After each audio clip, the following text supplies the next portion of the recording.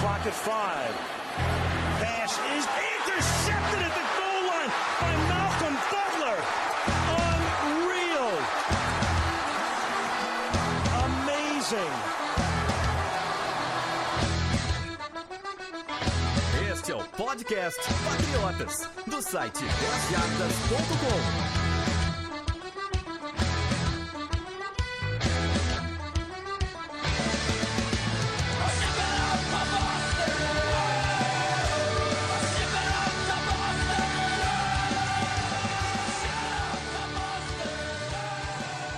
Sejam todos bem-vindos ao podcast Patriotas número 26. Fala, Sidney. Olá, pessoal. E aí, Felipe, tudo bem? Beleza. Chegamos agora no episódio 26. Finalmente vamos falar de jogo, né, cara? Finalmente o Patriots jogou e a gente tem o que falar agora. Tava na hora, hein? Tava na hora e vamos aproveitar, porque logo sai também alguma decisão aí dessa ação judicial interminável aí do Tom Brady. A gente vai ter que falar de suspensão de novo, Roger Goodell, essas coisas chatas. Não, mas agora vamos aproveitar. Agora a gente ficou um tempo sem ter muito assunto, correndo atrás de coisa, capaz a gente tem que fazer 2 podcasts na semana quando sair do Brady, né? E é imprevisível, né? Vai ter que fazer na hora, assim, nas pressas, digamos. Mas, por enquanto, vamos de jogo, que é o que interessa. A gente tá dando em Twitter essas coisas, mais ou menos o que tá rolando nessa história do Brady, nada de muito sério ainda. Assim que sair alguma decisão mais forte, a gente vai avisar em todos os canais, como a gente sempre faz. Falar em novidades, em avisar nos canais, a gente tem coluna nova de dentro do campo. Nossa primeira coluna em vídeo, né, cara? Onde a gente vai... A ideia é semanalmente a gente pegar alguma jogada, alguma coisa interessante que aconteceu no jogo e a gente detalhar ela com pausa e tal, mostrando mais ou menos, tendo uma visão diferente daquela jogada. E a gente começou a semana com a atuação do Shaq Mason nesse jogo contra o Packers, né?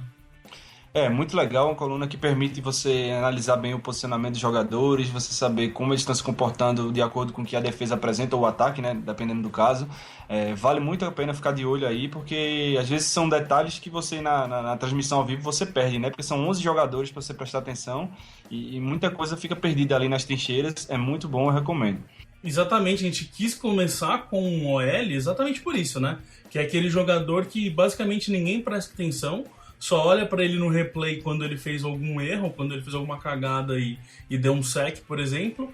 Mas então por isso que a gente quis começar com o Shaq Mason, um OL, pra gente identificar mesmo lá dentro, no meio daqueles 11 lá. Aqui, tanto que teve hora que a gente teve até que mostrar onde estava o capacetinho dele, que é até difícil de olhar, mas a nossa ideia é essa mesmo, é de dentro do campo. E aí, aprofundar lá para mostrar para vocês o que normalmente a gente não vê.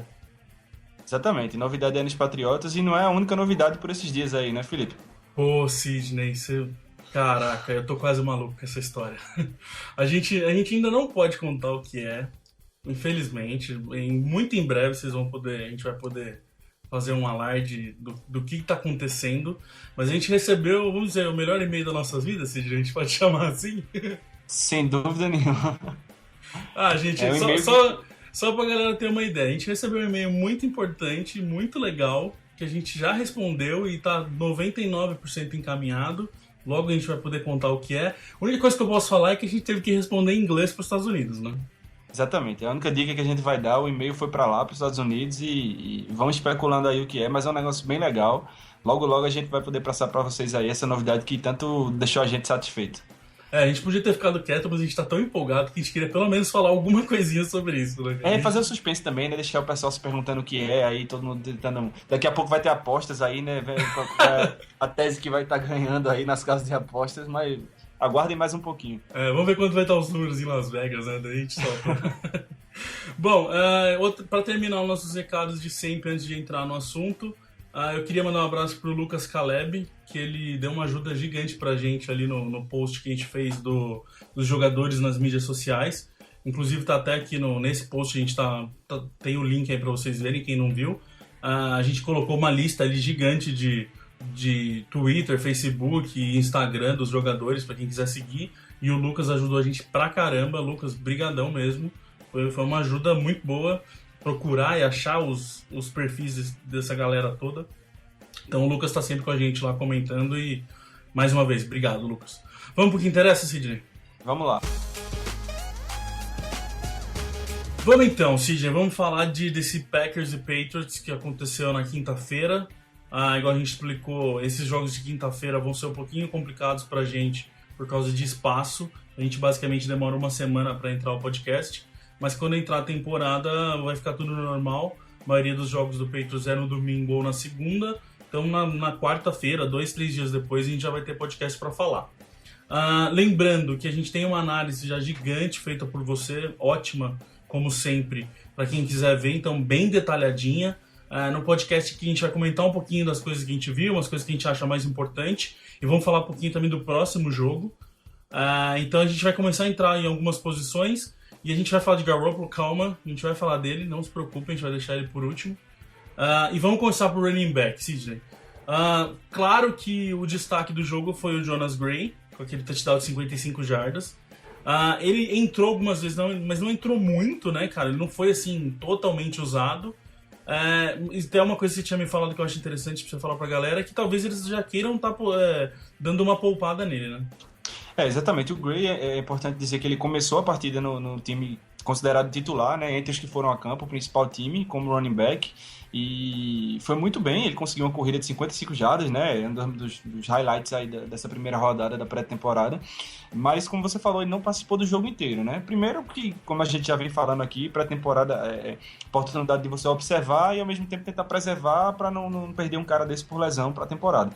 Mas, assim, lembrando que o LeGarrette Blount, que é o running back titular, está suspenso do jogo de abertura da temporada, então, em tese, o Jonas Gray vai ser esse cara que vai entrar no lugar do Blount como esse running back que eles chamam lá power back, né? Esse cara de corridas pelo meio, de força e tal. Então, eu acho que ele foi bem e, ao mesmo tempo, eles seguraram um pouquinho para não correr risco de lesão. Agora uma coisa que eu quero falar dele, eu não sei se você concorda comigo. Ele apareceu naquele TD de 55 jardas, ótimo. Mas o TD basicamente não é dele, né? Eu gosto de falar isso, assim. Ele basicamente achou o buraco e correu. Óbvio que se ele não corresse tão rápido igual ele foi, se ele não identificasse o buraco, se ele não fosse atrás do bloqueio, não teria nada disso acontecido. Mas é até o que eu falo, assim, por isso que a gente gosta. Eu até quis fazer esse de dentro do campo falando da OL. Porque às vezes o touchdown é mais da OL do que do próprio running back, né? E nesse caso, além da OL ter feito uma movimentação ali perfeita nesse lance, o pessoal de Green Bay meio que pisou na bola, né? Deixaram aquele lado do campo completamente aberto. Normalmente, até mesmo que não tenha um wide receiver daquele lado, fica um cornerback dali, porque ele sabe que um wide receiver pode correr na rota, e não tinha ninguém. Quando ele se livrou do linebacker lá, ele teve o campo aberto para correr. E lembrando que essa velocidade que você falou aí do Gray, ele mesmo admitiu que perdeu alguns quilos essa temporada, justamente com esse intuito, né, de ganhar velocidade, e a gente já viu que tá bem veloz o Gray aí. Sobre essa jogada em si da corrida, assistam o de dentro do campo. A gente mostra certinho como estava a defesa. Por exemplo, o corner foi um trabalho ótimo do Devlin, o fullback, como sempre. Então, assim, vejam lá, tá aí no post, vale muito a pena ver, porque é bem legal mesmo, a gente dissecou a jogada. Aí teve o James White também, que foi basicamente o que mais entrou em campo. Foi muito bem também. É uma briga boa com o Brandon Bolden aí para esse third down running back, e sofreu aquela pancada nas pernas, voltou para campo e, assim, é mais um pra gente ficar de olho, né? Com certeza. Assim, em termos de tempo em quadro, eu acredito que ele ficou mais porque ele teve menos tempo para mostrar serviço do que o Jonas Gray, né? O Gray já mostrou ano passado, né, que tem condições. Já o White, ele precisava realmente, assim, de mais jogadas para aparecer. E eu achei que ele foi muito bem. Ele foi utilizado principalmente naquela função que o Shane Vereen era utilizado ano passado, né, na terceira descida para receber passe. Para vocês terem uma ideia, o James White foi o jogador dos Patriots com mais jardas recebidas nesse jogo de abertura. Então ele conseguiu uma conexão boa ali com o Jimmy Garoppolo e vamos ver, né? Primeiro jogo apenas da pré-temporada, mas ele tem tudo para ser bem efetivo aí nas terceiras descidas. Sem dúvida. Vamos falar, já que você falou de jardas recebidas, vamos para os wide receivers então. Vamos começar pelos que foram bem, para depois a gente falar do boys. O Gibson foi muito bem. E o Harper também apareceu, né, cara? Muita gente falando que ele não deve ir para os 53 finais, mas deve ter garantido uma vaga no Practice Squad. E uma surpresa, né? Eu nem sabia quem era esse Chris Harper, nunca tinha visto ele jogar. E ele simplesmente agarrou todas as bolas que foram lançadas na direção dele, né? Nenhum drop, nenhuma rota errada, foi tudo certinho. Ele fez uma conexão muito, muito boa com o Jimmy Garoppolo lá. E o Gibson é um cara que já é mais experiente, né? Já jogou no Miami Dolphins e E ele tá sendo muito elogiado nos treinos, o Brandon Gibson, ele tá aparecendo nos treinos, né? Não foi só nesse jogo. Quem cobre lá o time tá elogiando bastante e ele tá brigando por lugar no time aí. Lembrando que o nosso episódio passado foi os nossos 53 finais, e a gente ficou nessa dúvida, né? Entre Gibson e Boyce. Fomos de Boyce e parece que a gente se ferrou, né? Parece que o Boyce apostou contra ele mesmo aí, não gostou do nosso 53 Bom, o Boyce não aproveitou a chance, né? Ele entrou como um dos principais recebedores, já que Edelman foi poupado, Lafayette, Amendola, esse pessoal. E ele não só entrou como titular, como tanto o Brady, né? No pouco que ficou em campo, quanto o Garoppolo lançaram várias bolas na direção do Boyce. Nem todas foram um primor de passe, digamos assim, mas algumas tinham condições dele segurar. Aí ele não conseguiu se destacar de forma alguma. Eu diria que a maioria das bolas que foram pra ele devia ter pego, principalmente na situação que ele tava, num jogo de pré-temporada, onde ele tá buscando vaga. Ele realmente não pegou a chance que ele tinha. Porque, como você falou, ele era o receiver 1 ali. Dos 4 passes do Brady, 2 foram pra ele, um foi pro Ruman Awanui e outro foi pro Gibson. Só o Gibson conseguiu receber. O Boyce, o Garoppolo, a gente já vai falar do Garoppolo em si, mas ele começou basicamente só lançando pro Boyce e o Boyce largando todas, não conseguindo agarrar. A hora que ele passou a lançar para outros receivers, como o Harper e o Gibson, foi quando começou a virar o jogo. Ele realmente perdeu uma chance gigante para ele. Teve gente que perguntou pra gente assim, ele pode ser cortado já na primeira leva aí, não pode ficar nem no 75? Eu acho muito difícil. Até porque ele já é um jogador experiente, já estava nos Patriots, não é o primeiro ano dele. Mas eu acho que esse jogo de sábado agora contra o Saints é total determinante para ele, né? Eu acho assim, ainda é cedo para descartar a vaga dele no 53, porque do mesmo jeito que a gente fala que tem que ter cuidado ao elogiar demais um jogador por um jogo de pré-temporada, a gente também tem que ter cuidado de não descartar um jogador porque ele foi mal em um jogo de pré-temporada, né? O Boyce já teve jogos bons pelos Patriots, inclusive em temporada regular nos últimos 2 anos. Então acho muito... Ele foi mal realmente, não tem o que discutir, mas acho cedo para descartar a presença dele porque foi apenas o primeiro jogo, né? O primeiro amistoso. Então vamos aguardar um pouquinho. Às vezes o cara tava num dia ruim, sei lá, e tem mais 3 jogos, né? Vai saber se ele não vai sair pegando tudo nesses 3 jogos e garantir a vaga dele. Como do mesmo jeito ele pode ir mal nos 3 jogos e ser cortado. Mas é basicamente isso mesmo. A gente não pode olhar ninguém nem com elogios e nem com críticas para um jogo só, principalmente nesse primeiro jogo. Mas que ele tinha que ter ido melhor, ele tinha que ter ido mesmo, sem dúvida nenhuma. How about that? 55 yards from Jonas Gray and the Patriots take the lead. Vamos falar de offensive line, Cid, vamos falar do Trey Jackson, começando por ele. Ele que, no treino de ontem, já passando do jogo, assustou um pouco que ele caiu em campo, não conseguia levantar. Muita gente teve que levantar com a ajuda dos treinadores e tal. Muita gente falou que poderia ser alguma coisa na perna, chegou a se falar de quadril, de lombar, mas na verdade era calor mesmo, ele passou mal ali, teve cãibra, essas coisas, e hoje no treino da terça-feira, que é o dia que a gente tá gravando, ele já treinou de volta e foi bem, né, cara? Deu um susto danado ontem aí, mas ainda bem que foi só o calor mesmo, nada de contusão grave. Foi muito bem pelos treinos, né, pelo training camp. Muita gente já dizia que ele tava um guarda praticamente assim, pronto, né, nem parecia um calouro, então naturalmente que ele estava jogando tanto no bloqueio para as corridas quanto na proteção do passe, e eu acho que ele confirmou isso em campo. Eu acredito, a não ser que o Ryan Wendell, que está lesionado, né, volte assim, numa forma altíssima, eu acredito que o Trey Jackson vai ser o right guard titular nessa temporada. É isso que eu ia falar, tem tudo para ser o titular já, né? Como eu digo, o Wendell, né, que foi titular no passado, não treinou ainda. Isso é mais um ponto a favor do Trey Jackson. Ele não conseguiu treinar ainda, está com uma lesão. Mas, assim, se ele ainda está no time, né, não está na injury reserve nem nada, é porque ele vai se recuperar a tempo. Agora ele vai ter que se destacar bastante para tirar essa vaga do Trey Jackson. Arranjou um belo problema para ele aí, que o Jackson tá indo muito bem, e tem essa questão dele já ter jogado com o Stork na faculdade em Flórida, e o Stork é o nosso center, então eles fazem uma dupla que já se conhecem. Provavelmente deve ser o titular mesmo. Vamos só acompanhar essa questão do Wendell. Shaq Mason também foi muito bem, igual a gente viu na análise aí de dentro do campo. Ele tem esse probleminha no bloqueio contra o passe, mas igual a gente viu, ele não foi tão mal assim. Uma hora ou outra que ele ele tem esse impulso de ir pra frente, abre o gap, acaba atrapalhando, confundindo um pouco a OL, mas ele foi bem nessa questão. Não diria que ele deve ser titular, mas que vai ser um belo de um reserva, né?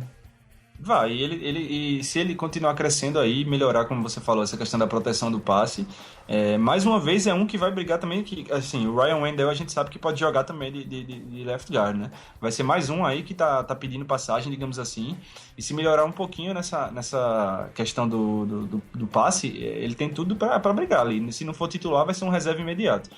Agora sim, é bom notar também que até o Trey Jackson, né, que foi muito bem, é bom a gente também entender caso na próxima partida, na seguinte, eles tenham algum problema, porque é muito difícil jogar em linha ofensiva, a linha defensiva ela muda muito a formação, toda hora vem blitz de um lugar diferente, então você, como é calouro, eles não tiveram tantas visões de alinhamento de linha defensiva assim, então é normal que uma hora ou outra eles se confundam, mas é animador você ver no primeiro jogo deles como titulares, eles realmente atuarem no nível profissional, no nível bom. Foi sem dúvida os dois melhores da OL, assim, disparado. Um outro que a gente pode destacar aqui foi o David Andrews, que é mais um daqueles que ninguém lembra, ninguém sabe que existe, que o Stork tá machucado, ele acabou entrando de center e conseguiu segurar bem, né, cara? Inclusive nos treinos, o Stork ainda tá fora, ele tá alinhando como center todos os dias e tá dando conta do recado. Não que é um Stork, não que seja titular, mas que é bom ter, pelo menos a gente conversou aí uns programas atrás sobre essa necessidade de ter um reserva pro center. Pelo jeito achamos, né? E é muito difícil você conseguir manter o alinhamento, né, os 5 titulares pela temporada inteira. É uma posição que exige demais, está sempre caindo ali naquele monte de jogadores nas trincheiras, então é muito fácil se contundir. Então você precisa de jogadores que se forem chamados, deem conta do recado. É cedo também, ele é um jogador novo, mas assim, foi uma grata surpresa esse David Andrews, né? Não conhecia ele entrou muito bem contra os Packers, e pelo visto, né, com o Stork sem treinar, como você falou, ele vai ter mais uma chance no jogo contra os Saints. Mudando de lado agora, vamos para a defesa, vamos falar do front seven em geral. De novo, é cedo a gente falar, porque foi um jogo só, mas a gente já vem falando isso desde os treinos. A gente tem um belo grupo de front seven aí de defensive line e linebackers, hein? Se esses caras que chegaram esse ano, né, tanto os calouros quanto os free agents, prometerem o que eles estão cumprindo, digamos assim, no training camp, aliás, cumprirem o que estão prometendo no training camp, a gente vai ter talvez um dos melhores elencos de front seven dos últimos anos dos Patriots aí, né? Usando como parâmetro o tempo que o ataque titular do Green Bay ficou em campo, com a linha ofensiva titular, várias vezes nossos jogadores chegaram ou sacaram ou encostaram no Aaron Rodgers, né? Chandler Jones sacou o Aaron Rodgers, o Trey Flowers sacou o Rodgers, Jabal Sheard encostou nele umas 2 vezes, então eles deram muito trabalho para a linha titular de Green Bay aí, e a gente está numa expectativa realmente de ter um pass rush bem forte aí. A primeira jogada do jogo já foi o Chandler voando para cima, né, cara, fazendo sack. Então, assim, exatamente isso que você falou. Eles começaram com a linha titular e a gente não tomou conhecimento. Passou o caminhão, cara. Já quero chamar já o Malcolm Brown, que foi muito bem, entrou mais nesse começo, primeiro e segundo quarto no máximo. E, cara, em muitas horas tiveram que colocar 2 jogadores para marcar ele, né? E acontecia muito isso com o Vince Wilfork, né? Sempre eram 2 jogadores na linha ofensiva, porque um só não conseguia segurá-lo. E mesmo que isso aí tira um pouco dos números do Malcolm Brown, da produção dele, isso é importante porque ele deixa os outros caras da linha defensiva no mano a mano. Então dá oportunidade para os outros jogadores chegarem no quarterback, né? E eu acho que todos eles foram bem nesse sentido. Alguns tiveram mais chances contra a linha titular de Green Bay, como foi o caso do Jabal Sheard e do Trey Flowers. Já outros, como o Genel Grissom, por exemplo, jogaram contra uma linha que não era titular, mas foram bem, pressionaram o quarterback. E tivemos uma boa surpresa aí, que é um jogador chamado Rufus Johnson, que também saiu machucado até do jogo contra os Packers, mas enquanto ele esteve em campo, ele foi um terror ali para a linha ofensiva dos Packers. E interessante do Rufus Johnson é que ele tá marcado como linebacker, mas ele foi usado a maioria das vezes, basicamente acho que todas as vezes como DL, e mesmo assim conseguiu jogar muito bem. Mesma coisa o Grissom, o Grissom acho que foi o jogador mais testado nesse front seven. Ele entrou no lugar do Michael Brown, tô chamando o Brown de Michael hoje, do Malcolm Brown pelo meio, alinhou um pouquinho mais pelos cantos, alinhou como defensive end, alinhou como linebacker. Ele foi o que mais foi testado, Mas assim, se essa briga já tava grande, agora com mais o nome do Rufus Johnson, o negócio vai pegar fogo. E eu diria que chances para Practice Squad tem muitas aí para esses jogadores. Tem, e também, assim, caso alguns deles sejam cortados nesses cortes obrigatórios aí, é capaz de a gente nem conseguir trazer de volta para o Practice Squad, que outras equipes certamente vão estar de olho. E assim, acho que além das boas estreias, né, de todos esses que a gente falou, uma das coisas que mais me animou, assim, uma das melhores notícias foi o Dominic Easley em campo, né, a nossa escolha de primeiro round do ano passado, que é um jogador que, para quem não sabe, ele sofreu com rompimento de ligamentos nos 2 joelhos nos últimos anos, mas ele voltou muito bem contra os Packers, ele é um jogador de muita explosão, assim, na hora do snap, ele consegue penetração na linha ofensiva, e ele foi muito bem, parou jogada terrestre, pressionou o Aaron Rodgers, animou a reestreia do Dominic Easley. Cara, eu tenho que falar uma coisa, o first step dele, que é a força dele nesse primeiro passo, é absurda. Se você parar pra prestar atenção nisso, você vê o quanto ele, por exemplo, tem jogada assim que o center tá soltando a bola da mão, ele já tá empurrando o guard dele. Ele já ganhou o primeiro passo já. Ele já tá do lado do center. A explosão que ele tem nesse first step é inacreditável e isso mostra o quanto o joelho dele tá bom, né? Porque isso é total o joelho. Exatamente, vamos torcer para que realmente essa recuperação desses tendões aí desses ligamentos estejam realmente 100%, porque esse front seven, se ficar saudável aí, promete. Só para explicar um negocinho que você falou, que eu acho legal, que a gente tem que lembrar que tem gente nova, que tá há pouco tempo ouvindo futebol americano com a gente, essa questão do que a gente estava falando do Michael Brown, por exemplo, eu chamei ele de novo de Michael. De Michael, é Malcolm. Do Malcolm Brown, que essa questão de fechar 2 jogadores de OL nele. Só pra gente entender na matemática aqui. São 5 OLs contra normalmente 4 DLs. Então sempre vai sobrar um OL. Se o Malcolm Brown, agora eu falei certo, se o Malcolm Brown puxa 2 caras nele, é isso que você falou. 2 caras ficam nele e aí sobra 3 contra 3 aí pra cada um ficar no mano a mano. Isso já ajuda, porque se alguém conseguir vencer esse bloqueio, consegue entrar sem ninguém ajudar. E o principal também, quando vem blitz, né? Se vem a blitz, ninguém vai pegar, vai sobrar pro running back se o running back estiver lá. Então é perfeito isso para momentos de blitz também. A gente viu ano passado muito disso, o Vince Wilfork segurando 2 jogadores da OL e o Jamie Collins entrando sozinho pela linha, sem bloqueio nenhum e devorando o quarterback. Isso aí, só lembrando que tem gente nova aí pra gente dar uma explicadinha de vez em quando que a galera gosta. How about that? 55 yards from Jonas Gray and the Patriots take the lead. Antes de entrar em Jimmy Garoppolo, Sidney, vamos falar só do time especial. Joe Cardona ileso, é o que a gente mais quer dele, é não falar dele, né? É ele passar e ninguém lembrar que ele tá lá, essa é a função dele, fazendo todo o trabalho dele certinho. E do Gostkowski, que já começou o ano com uma patada de 56 jardas. Cara, eu não canso de elogiar o Stephen Gostkowski, que é um dos melhores kickers dessa liga, e eu gosto sempre de destacar que enquanto tem muito time aí que passa anos sem conseguir um kicker confiável, os Patriots conseguiram emendar, sair de anos de Adam Vinatieri e entrar com o Stephen Gostkowski, né? A chance disso acontecer é muito pequena. São 2 caras praticamente automáticos até 55 jardas, é muito difícil eles errarem. A gente deu muita sorte aí de conseguir ficar mais de uma década aí tranquilo com relação à posição de kicker. Perfeitamente. Vamos então a Jimmy Garoppolo. Eu já vou começar já na polêmica já. Não gostei dele em campo, sim. Não gostou? Não, cara. Eu esperava mais dele.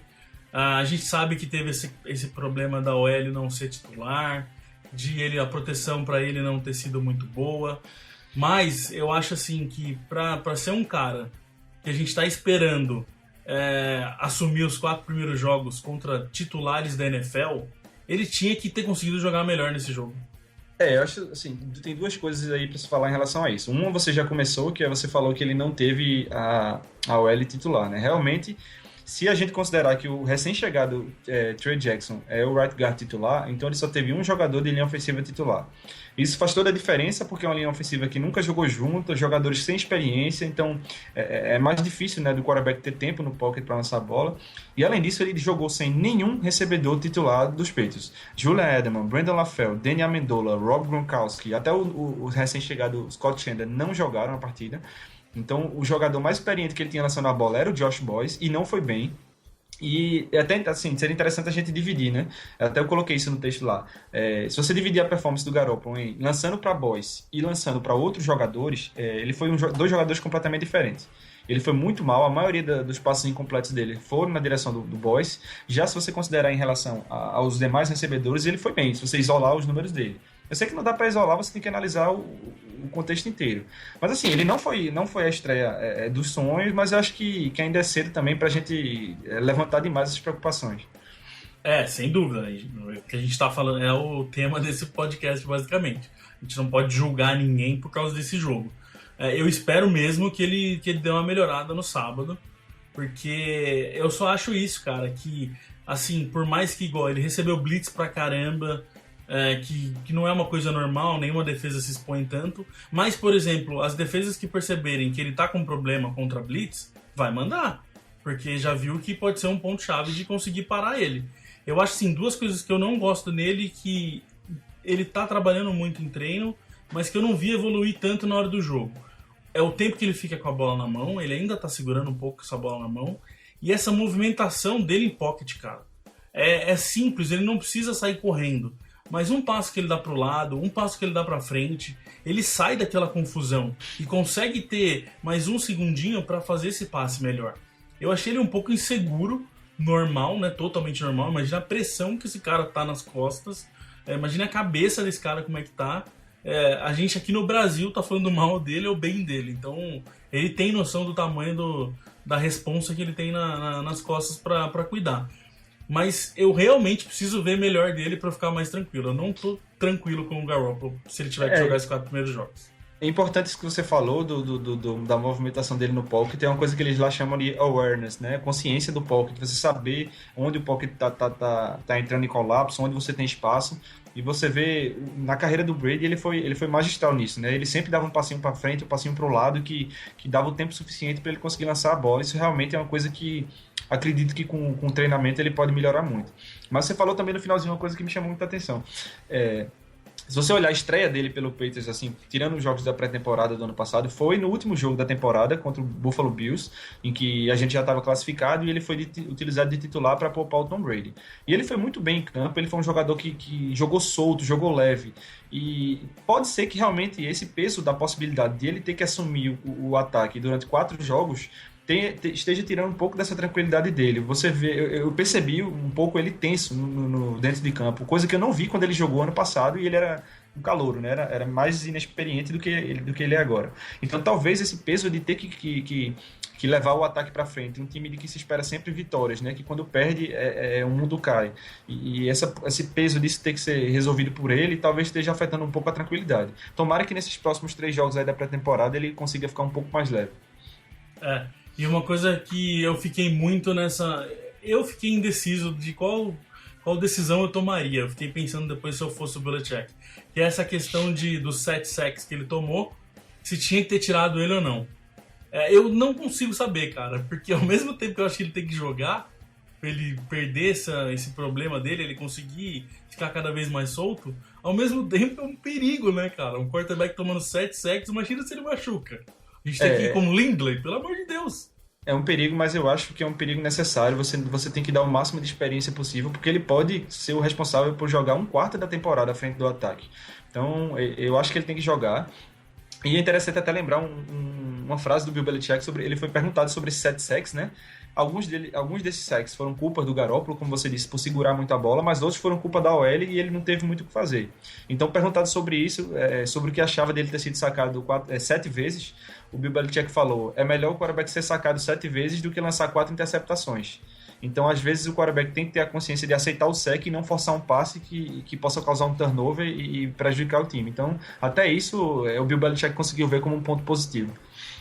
Não, legal. Vamos esperar, né, cara? A gente não pode fazer muita coisa, a gente só pode ficar de olho nele, como a gente já está, como todo mundo está, e vamos ver o quanto ele apresenta nesse jogo contra o Saints, vamos ver se o Brady joga mais ou não. Eu acho que também não, ele deve jogar mais lá pro 3º jogo.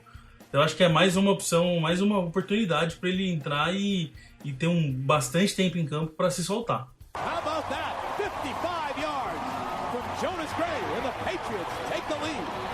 Hora de falar agora um pouquinho da próxima semana, na verdade essa semana ainda, né? No sábado, o Patriots vai para West Virginia para enfrentar o New Orleans Saints nesse segundo jogo da pré-temporada.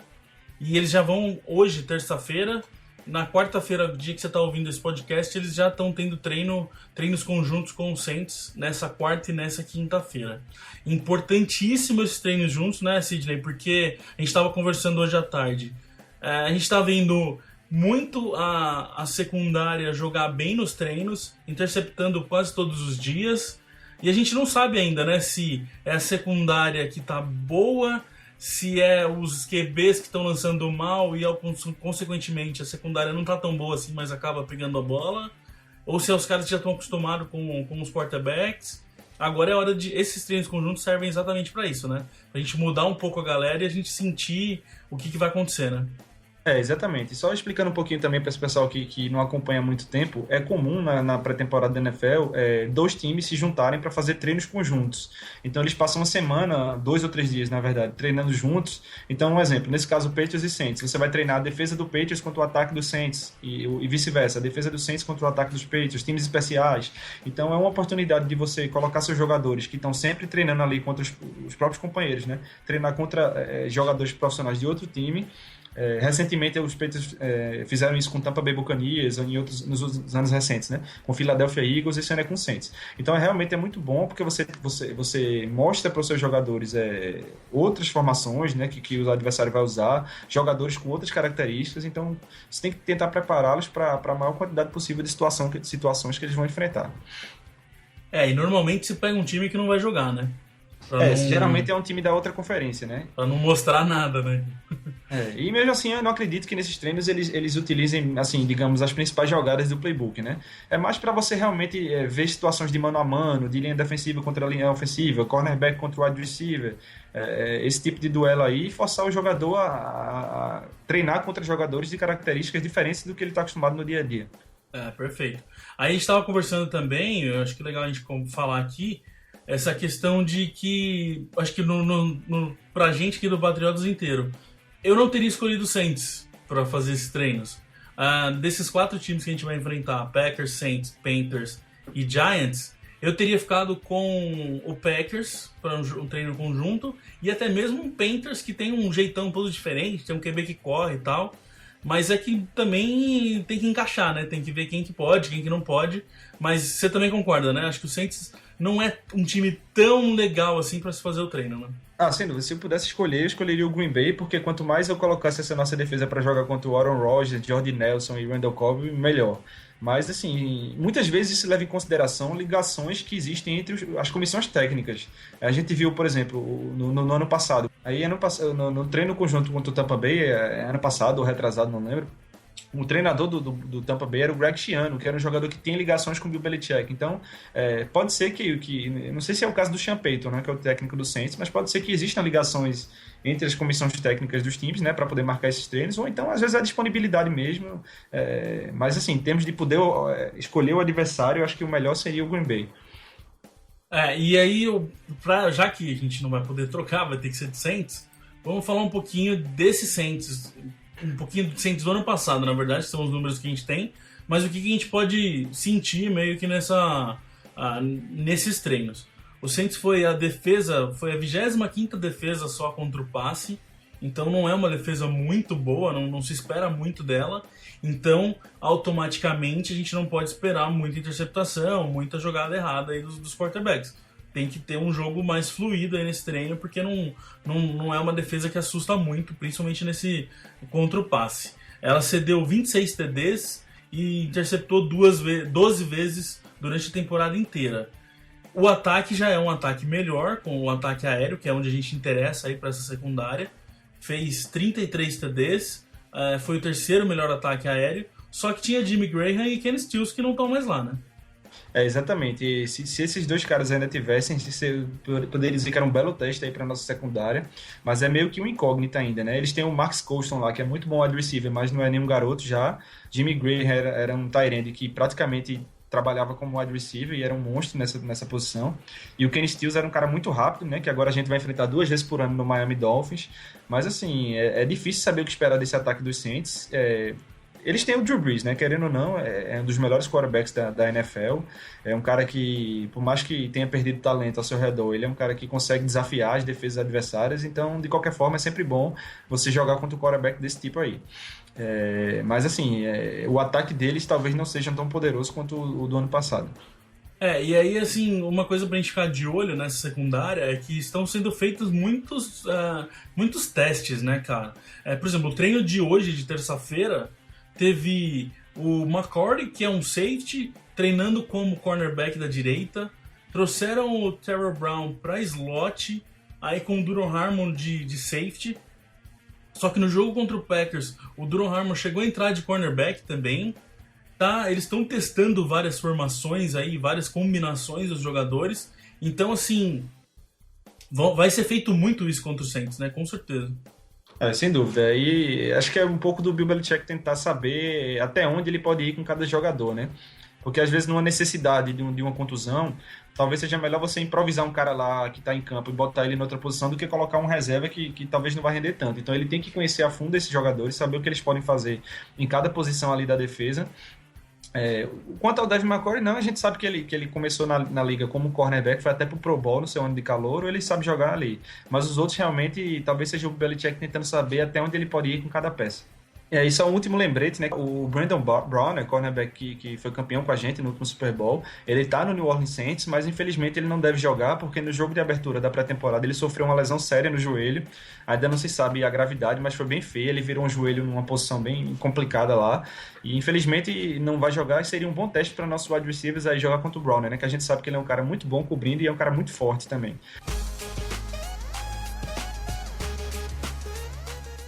Então é isso, Sr. Sidney. Sábado a gente tem o acompanhamento do jogo, igual a gente fez. Twitter, Facebook, a gente vai estar lá.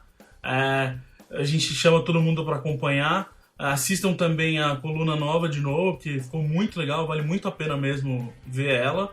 Quem puder também dar uma curtida, comentar e se inscrever no nosso canal do YouTube. É um novo canal que a gente está abrindo aí para mais uma forma de mostrar para vocês agora em vídeo. Então a gente falar de Patriots o máximo que a gente pode. E acho que é isso aí, né, cara? Vamos ver o que vai dar nesse jogo aí. Semana que vem a gente tá aqui de novo para falar dele. Então vamos acompanhar esses treinos aí durante essa semana e o jogo de sábado. Um abraço para todo mundo, até lá.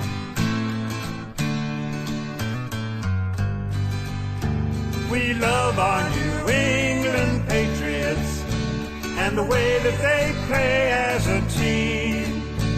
And we'll always be true to the red, white, and blue, our New England American dream. When they take to the field, they don't often yield. They'll bend, but they seldom will break. If the first half should sour, well, there's still half an hour. They'll ignore every bruise, every ache, and they'll pull it all out at the end of the bout. If it's close and the game's getting scary, if the offense can't score with a few seconds more, then we call in Old Clutch Vinatieri. We love our New England Patriots and the way that they play as a team. And we'll always be true to the red, white, and blue, our New England American dream. I can't say enough about the wonderful stuff that they do with a field and a ball. And when game time arrives, the team comes alive and once again inspires us all. Be it run or a pass, they do it with class. Be it sunny